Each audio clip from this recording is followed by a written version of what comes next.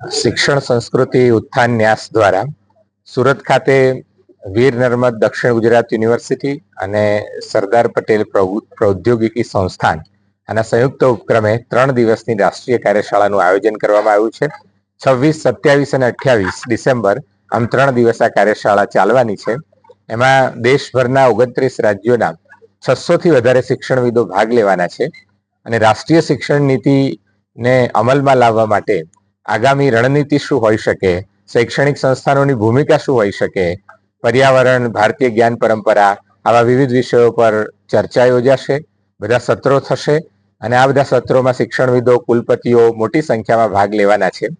ગુજરાત રાજ્યના માન્ય શિક્ષણ રાજ્યમંત્રી રીવાબા જાડેજા એમાં ઉપસ્થિત રહેવાના છે અને એ સિવાય પણ દેશભરની અનેક યુનિવર્સિટીઝના કુલપતિ અને નિયામકો એ આ કાર્યશાળામાં ભાગ લેવાના છે. કાર્યશાળાની વિશેષતા એ છે કે સિંગલ યુઝ પ્લાસ્ટિક બિલકુલ બંધ કરવામાં આવ્યું છે, એટલે કે એનો ઉપયોગ આ કાર્યશાળા દરમિયાન નહીં કરવામાં આવે અને કાર્યશાળામાં બધાને સંદેશ આપવામાં આવશે કે પર્યાવરણ અને ભારતીય ભાષાઓ આપણા જીવનનો એક ભાગ બને.